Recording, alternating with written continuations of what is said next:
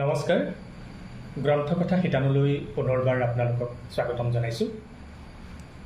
কেইবাগৰাকীও শিক্ষাৰ্থীয়ে গৰমৰ বন্ধত পঢ়িব পৰা কেইখনমান কিতাপৰ নাম বিচাৰিছিল।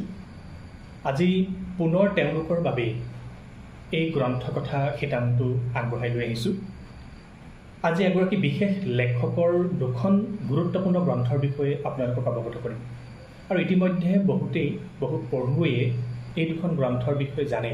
তথাপিও যুৱক যুৱতী তথা কিশোৰ কিশোৰীসকলক উপকৃত কৰিব পৰা এই দুইখন কিতাপৰ বিষয়ে ভালকৈ বা পুনৰবাৰ আপোনালোকক অৱগত কৰাৰ লোভ সামৰিব নোৱাৰিলোঁ। লেখকজন আপোনালোকৰ চিনাকি। লেখকজন হৈছে ডিব্ৰুগড় বিশ্ববিদ্যালয়ৰ শিক্ষাতত্ত্ব বিভাগৰ প্ৰাধ্যাপক তথা ধেমাজিৰ সুবাসীস্থিত এখন ব্যতিক্ৰমী বিদ্যালয় বিদ্যা দ্য লিভিং স্কুলৰ প্ৰতিষ্ঠাপক ডক্টৰ প্ৰাঞ্জল বুঢ়াগোহাঁই। ডক্টৰ প্ৰাঞ্জল বুঢ়াগোহাঁই ছাৰৰ আজি দুখন বিশেষ গ্ৰন্থৰ বিষয়ে আপোনালোকক অৱগত কৰোঁ বুলি আহিলোঁ। বিশেষভাৱে এই দুইখন কিতাপে ছাত্ৰ ছাত্ৰীসকলক আত্মোৎকৰ্ষৰ ক্ষেত্ৰত বা নিজৰ জীৱনটোক সলনি কৰাৰ ক্ষেত্ৰত এটি ইতিবাচক মনোভাৱ নিজৰ জীৱনলৈ অনাৰ ক্ষেত্ৰত বা নিজৰ জীৱনটোক সলনি কৰিব বিচাৰিলে সলনি কৰাৰ ক্ষেত্ৰত এই দুইখন গ্ৰন্থই কিন্তু খুব গুৰুত্বপূৰ্ণ ভূমিকা পালন কৰিব বুলি আশা কৰিব পাৰি। প্ৰাঞ্জল বুঢ়াগোহাঁই ছাৰৰ বিষয়ে পৃথককৈ কোৱাৰ আৰু প্ৰয়োজন নাই। আজি বহু বছৰ ধৰি তেখেতে শিক্ষাৰ্থীসকলৰ লগত বিভিন্ন ধৰণৰ কাম কৰি আহিছে। তেওঁলোকক আগবঢ়াই যোৱাৰ ক্ষেত্ৰত বিভিন্ন ধৰণে অনুপ্ৰেৰণা আগবঢ়াবলৈ তেখেতে যত্ন কৰি আহিছে আৰু নিজেই বিদ্যা দ্য লিভিং স্কুলৰ যোগেদি বহু ছাত্ৰ ছাত্ৰীক সৰ্বাংগীন বিকাশৰ বাবে বা তেওঁলোকক বিভিন্ন ক্ষেত্ৰত আগবঢ়াই কেনেদৰে লৈ যাব পাৰি এই ক্ষেত্ৰত চিন্তা চৰ্চা আৰু কাম কৰি আহিছে। কিন্তু আমি আজি বুঢ়াগোহাঁই ছাৰৰ দুখন বিশেষ কিতাপৰ কথাহে আপোনালোকক ক'বলৈ আগবাঢ়িছোঁ। ইয়াৰ প্ৰথমখন কিতাপ হৈছে কৃতজ্ঞতা জীৱন আৰু শিক্ষাৰ বাবে এক বিজ্ঞান। কৃতজ্ঞতা জীৱন আৰু শিক্ষাৰ বাবে এক বিজ্ঞান। এইখন এখন খুব গুৰুত্বপূৰ্ণ গ্ৰন্থ বুলি আচলতে ক'ব পাৰি। এই গ্ৰন্থখন লিখাৰ এক বিশেষ উদ্দেশ্য আছে। বুঢ়াগোহাঁই ছাৰে পাতনিতে তেখেতে প্ৰথম সংস্কৰণৰ পাতনিত তেওঁলোক প্ৰিয় গ্ৰন্থখন লিখিব লগা হ'ল এই বিষয়ে কিছু আভাস দিছে। আৰু গোটেই গ্ৰন্থখন পঢ়িলেও গ্ৰন্থখনৰ পাতে পাতেও আমি আচলতে সেই কথাখিনি উপলব্ধি কৰিব পাৰিম এগৰাকী পঢ়ুৱৈ হিচাপে। পাতনিত তেখেতে কৈছে যে পাতনি বুলি লিখিবলৈ মোৰ একো নাই, দৰকাৰী কথাবোৰ ভিতৰতে লিখিছোঁ, মাত্ৰ সকলোকে অনুৰোধ কৰোঁ কিতাপখন পঢ়িবলৈ। পঢ়ি মোক ভাল লিখিছে বা বেয়া লিখিছে বুলি প্ৰশংসা বা নিন্দা কৰিবলৈ নহয়। এইবাবে কৈছোঁ যাতে আমাৰ ছাত্ৰ ছাত্ৰী আৰু সন্তানসকলে ভুগি থকা আচল সমস্যাবোৰৰ প্ৰতি আপোনালোক জ্ঞাত হয়, যাতে তেওঁলোকৰ এটা ভাল জীৱন গঢ়ি তোলাত আমি বৰঙণি আগবঢ়াব পাৰোঁ। আৰু এয়া যাতে কৰিব পাৰোঁ অধিক প্ৰণালীবদ্ধ আৰু বিজ্ঞানসন্মতভাৱে। গতিকে সেই প্ৰণালীবদ্ধ আৰু বিজ্ঞানসন্মতভাৱে এটি ভাল জীৱন কেনেদৰে গঢ়ি তুলিব পাৰি সেই কথাখিনিকে খুব গুৰুত্বপূৰ্ণভাৱে আচলতে কিতাপখনত লেখকে উত্থাপন কৰিবলৈ যত্ন কৰিছে। আমি সূচীপত্ৰখন চালেই ইয়াৰ ভিতৰতনো কি ধৰণৰ কথা আছে বা কিতাপখন যে কিমান গুৰুত্বপূৰ্ণ তাৰ কিছু আভাস হতে পাম। প্ৰথম অধ্যায়ত লেখকে কৃতজ্ঞতা কি কিছু জীৱন অভিজ্ঞতাৰ আধাৰত প্ৰকাশ কৰিবলৈ যত্ন কৰিছে। দ্বিতীয় অধ্যায়ত মানুহৰ গুণ আৰু সক্ষমতা অধ্যয়নৰ এক নতুন বিজ্ঞান ইতিবাচক মনোবিজ্ঞান। এই শিতানত ইতিবাচক মনোবিজ্ঞানৰ বিভিন্ন স্তৰ, ইতিবাচক মনোবিজ্ঞানৰ মূল বিষয়, সন্তোষিত জীৱন, নিয়োজিত জীৱন, অৰ্থপূৰ্ণ জীৱন, সম্পৰ্ক, প্ৰাপ্তি বা সফলতা এই সম্পৰ্কে খুব সাৱলীলভাৱে আলোচনা কৰিছে। তৃতীয় অধ্যায়ত মানুহৰ গুণ আৰু সক্ষমতা শিকা আৰু শিকোৱাৰ এক নতুন শিক্ষা দৰ্শন ইতিবাচক শিক্ষা এই সম্পৰ্কে আলোচনা কৰিছে। চতুৰ্থ অধ্যায়ত কৃতজ্ঞতাৰ বিজ্ঞান, কৃতজ্ঞতানো কি, যাক আমি ইংৰাজীত গ্ৰেটিটিউড বুলি কওঁ, সেই গ্ৰেটিটিউডনো আচলতে কি। কৃতজ্ঞতা হ'ল জীৱনৰ উপহাৰবোৰ গ্ৰহণ, কৃতজ্ঞতা হ'ল জীৱনত পোৱা উপহাৰবোৰৰ মূল্য অনুধাৱন, কৃতজ্ঞতা হ'ল উপহাৰ দিওঁতাজনৰ সদিচ্ছাক প্ৰশংসাৰ মৰ্যাদা প্ৰদান। এই সম্পৰ্কে চতুৰ্থ অধ্যায়ত আলোচনা কৰিছে। পঞ্চম অধ্যায়ত কৃতজ্ঞতাৰ উপকাৰ, ষষ্ঠ অধ্যায়ত কৃতজ্ঞতাৰ শিক্ষা আৰু সপ্তম অৰ্থাৎ শেষৰটো অধ্যায়ত আমাৰ সম্পৰীক্ষাবোৰৰ বিষয়ে যৎকিঞ্চিত এই সম্পৰ্কে আলোচনা কৰিছে। আচলতে বুঢ়াগোহাঁই ছাৰে বিগত কেইবা বছৰ ধৰি এই কৃতজ্ঞতা সম্পৰ্কে বিভিন্ন সম্পৰীক্ষা চলাইছে আৰু সেই সম্পৰীক্ষাৰ কিছু ফলাফল বা তাৰ কিছু পৰিমাপন এই সপ্তম অধ্যায়ত দাঙি ধৰিবলৈ যত্ন কৰিছে। এতিয়া এই গ্ৰন্থখন পঢ়িলে কৃতজ্ঞতা কি আৰু কৃতজ্ঞতা আমাৰ জীৱনৰ বাবে কিমান প্ৰয়োজনীয়, কৃতজ্ঞতাই মানুহৰ দৃষ্টিভংগী বা মানুহৰ জীৱন সলনি কৰিব পাৰে নেকি, কৃতজ্ঞতা কিমান গুৰুত্বপূৰ্ণ, এই প্ৰসংগবোৰ বিজ্ঞানসন্মতভাৱে লেখকে উপস্থাপন কৰিবলৈ যত্ন কৰিছে। আৰু এই কিতাপখন পঢ়াৰ পাছত আপুনিও কৃতজ্ঞতা কি, কৃতজ্ঞতা বিজ্ঞান নে, এই কথাবোৰ উপলব্ধি কৰিব পাৰিব বুলি আশা কৰিব পাৰি। এতিয়া লেখকে প্ৰথমেই কেইটামান কাহিনীৰ যোগেদি কেইটামান বিশেষ কথা কৈছে। মই আটাইখিনি কথা কৈ নিদিওঁ আপোনালোকক, তথাপিও ময়ূৰৰ কথাৰে বুলি এটা উপধ্যায়ত বা এটা অকণমান প্ৰসংগতা আনিছে। আৰু কিতাপখন পঢ়াৰ পাছতে গম পাব এই ময়ূৰ আচলতে বেলেগ নহয়, প্ৰাঞ্জল বুঢ়াগোহাঁই। তেওঁ নিজৰ কথাকে উপন্যাসৰ চৰিত্ৰৰ দৰে কিছু কথা ইয়ালৈ আনিবলৈ যত্ন কৰিছে। এই যে তেওঁ কৃতজ্ঞতাৰ বিষয়ে কিতাপখন লিখিল, তাৰ আঁৰত কিছু কথা আছে নেকি? প্ৰাঞ্জল বুঢ়াগোহাঁইৰ নিজৰ জীৱনটো এনে কৃতজ্ঞতা আৰু বদান্যতাৰে ভৰপূৰ হৈ আছে নেকি, যাৰ বাবে তেওঁ এটি ভিতৰুৱা অঞ্চলৰ পৰা গৈ এখন বিশ্ববিদ্যালয়ৰ অধ্যাপক হ'ব পাৰিলে বা আজিৰ পৰ্যায়ত উপনীত হৈছে, তাৰ অন্তৰালত কিছুমান কাহিনী আছে নেকি? এই প্ৰসংগবোৰ এই কিতাপখনত বিচাৰি পাব। মই কেইটামান কথা আপোনালোকক পঢ়ি দিওঁ আপোনালোকৰ আগত, তাৰপাছত আৰু বেলেগকৈ কথা কোৱাৰ বাবে প্ৰয়োজন নাথাকিব। লেখকে ময়ূৰৰ কথাৰে বুলি আচলতে নিজৰ জীৱনৰ কথাই কিছু কৈছে, শুনকচোন আপোনালোকে। বিশ্ববিদ্যালয়লৈ অহাৰ আগতে মই গাঁৱৰ প্ৰতি ঘৰলৈ গৈছিলোঁ, যাব লগা হৈছিল। প্ৰত্যেকৰে ঘৰত মোক আতৌ পুতৌকৈ এসাঁজ ভাত খুৱাইছিল। সাধ্যানুসাৰে বটাত সজাই 10-20 টকা মোলৈ আগবঢ়াইছিল, মই গ্ৰহণ কৰিছিলোঁ। সেই প্ৰত্যেক সাঁজ ভাত, প্ৰত্যেকটো মলিয়ন নোটৰ কথা মই মনত ৰাখিছোঁ। যিদিনা মই বিশ্ববিদ্যালয়লৈ টালি টোপোলা বান্ধি ওলাই আহিছিলোঁ, গাঁৱৰ মানুহবোৰ পদূলিলৈ ওলাই আহিছিল, যেন মোক কোনো চিৰযুগমীয়া খবৰ জোখৰ কোনো এক মহান যুদ্ধলৈ বিজয় তিলক দি আগবঢ়াই দিবলৈ আহিছে। প্ৰত্যেকৰে পদূলিত ৰৈ আশীৰ্বাদ লৈ লৈ মই আহি আছোঁ।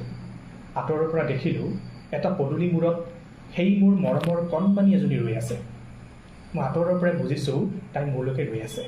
মই গৈ গৈ সিহঁতৰ পদূলিমুখ পালোঁগৈ, তাইৰ কাষ চাপি গ'লোঁ, তাইক ক'লোঁ, ওলালোঁ দেই। তাই মোৰ ফালে চাই মিচিককৈ হাঁহি দিলে, ভাল লাগি গ'ল। দুয়োখন হাতেৰে ধৰি কিবা সৰু টোপোলা এটা মোৰ ফালে আগবঢ়াই দিলে। কোমল ওঠেৰে সৰকি অহা কোমল মাতষাৰেৰে ক'লে, ময়ো তোক কিবা এটা দিছোঁ, পঢ়িবলৈ যাবি নহয়? মই হাত পাতি ল'লোঁ, যেন মন্দিৰৰ প্ৰসাদ, যেন বিশ্বজয়ৰ অমুখ তৰোৱাল। মৰমত বুকুখন পমি গ'ল। ইয়াত নুখুলিবি, তই য'ত পঢ়িবিগৈ তাত খুলিবি দেই। ইমান ডাঙৰ ল'ৰাই কান্দে নেকি, যা। মই আগবাঢ়ি আহিলোঁ। টোপোলাটো ৰুমালেৰে বন্ধা। মই পিটিকি চাই অনুমান কৰিব নোৱাৰিলোঁ ভিতৰত কি আছে। মোৰ মন গৈছে জানিবলৈ কি দিছে তাই মোক, কিন্তু তাইৰ কথা ৰাখি মই খোলা নাই। মই ধৰফৰাই উঠিলোঁ। কি দিছে ইমান মৰমেৰে? তাইৰ কথাষাৰ, ময়ো তোক কিবা এটা দিছোঁ, চবেই দিছে, পঢ়িবলৈ যাবি নহয়। তাইও বুজে, সেই কণমানিজনীও বুজে সহায় দায়িত্ববোধৰ কথা। মই বাৰে বাৰে পিটিকিছোঁ টোপোলাটো, কিন্তু নাই পৰা আন্দাজ কৰিব। 4-5 ঘণ্টামানৰ মূৰত মই মোৰ গন্তব্যস্থান পালোঁহি। প্ৰায় দৌৰি গৈ মই টোপোলাটো খুলিলোঁ। কি টান গাঁঠি ৰুমালৰ। তাৰপাছত আকৌ এটা সৰু পুৰণা কাপোৰৰ গাঁঠি, আকৌ কাগজৰ মূৰা। বিচনাৰ ওপৰত টোপোলাটো খুলি মই থৰ হৈ ৰ'লোঁ। 4টা এটকীয়া, 2টা আধলি, 2টা শিকি আৰু 5টা শিলিখা। কিমান সময় মই থৰ হৈ থাকিলোঁ ক'ব নোৱাৰোঁ। মাথো মনলৈ আহিছে এইকেইটা কথা। এই টকাকেইটা বা তাইৰ কিমান দিনৰ সাঁচতীয়া, কিমান দিন বা চানা মৰ্টনৰ লোভ সামৰি মোৰ বাবে সাঁচিছে এইকেইটা টকা।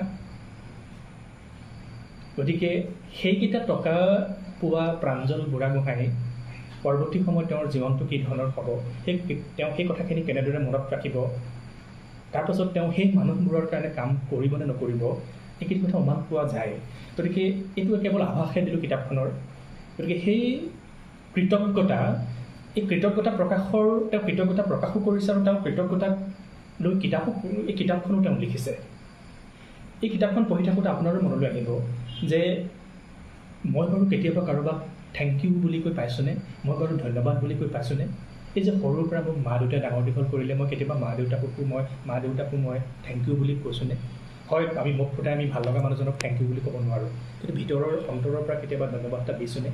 এই যে কেতিয়াবা ক'ৰবালৈ গৈছোঁ মানুহ এজনে এনেই মূৰলৈ চাই বেছিকৈ হাঁহি এটা মাৰিলে, মই বাৰু কৃতজ্ঞতা এটা অনুভৱ কৰিছোঁনে? এই ধৰণৰ কথাবোৰ আপোনালোকে কিতাপখন পঢ়িলে অনুভৱ কৰিবলৈ পাব বুলি মই বিশ্বাস কৰোঁ। প্ৰাঞ্জল বুঢ়াগোহাঁয়ে এটা আশংকা কৰিছে কিতাপখনৰ যোগেদি যে কিছু বছৰৰ পাছত আমি এনে এখন সমাজত জীয়াই থাকিবলৈ সাজু হ'ব লাগে য'ত 70% মানুহ মানসিকভাৱে ৰুগ্ন হ'ব। তাতকৈ ডাঙৰ প্ৰশাসন হ'ব এই ৰুগ্নতা শিক্ষা ব্যৱস্থাৰ সৃষ্টি। চাওকচোন, যি শিক্ষাৰে আমি ভাল জীৱনৰ বাবে সাজু কৰাৰ কথা কওঁ, যি শিক্ষাৰে আমি মানুহক জীৱনৰ বাবে সাজু কৰাৰ কথা কওঁ, সেই একে শিক্ষাই আমাক সমজুৱাভাৱে ৰুগ্ন কৰে। ইয়াতকৈ প্ৰচণ্ড কৌতুক আন কিবা থাকিব পাৰেনে? আমি মুখামুখি হোৱা এই ভয়ংকৰ ধুমুহাই দাবী কৰে যে আমি মানুহৰ জীৱনৰ কিছুমান প্ৰাথমিক কথা শিকোৱা দৰকাৰ হৈ পৰিছে।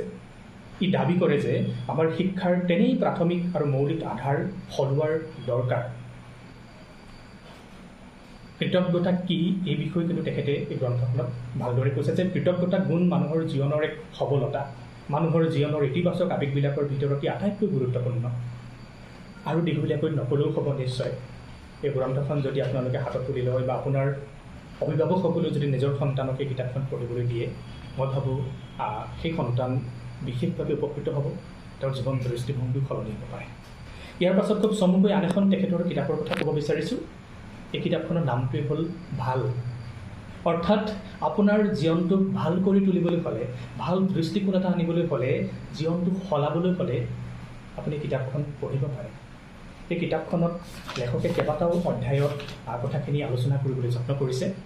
প্ৰতিশোধ আৰু অৱজ্ঞাৰ ঊৰ্ধত, জীৱনৰ অসাৰতা আৰু অৰ্থশূন্যতাৰ ঊৰ্ধত, জড়তা আৰু বৰদমৰ বিপৰীতে, হতাশা আৰু নিৰাশাৰ বিপৰীতে, মানসিকতা, স্থবিৰতা আৰু বিফলতাৰ বিপৰীতে, খন্তেকীয়া আৰু তাৎক্ষণিক সন্তুষ্টিক নেওচি, বিপৰ্যয় আৰু প্ৰতিকূলতাক নেওচি, এইকেইটা শিতানত বহুখিনি প্ৰসংগ, এই সৰু কলেমৰ যদিও যথেষ্ট গুৰুত্বপূৰ্ণ কেইটামান প্ৰসংগ ইয়াত লেখকে আলোচনা কৰিছে।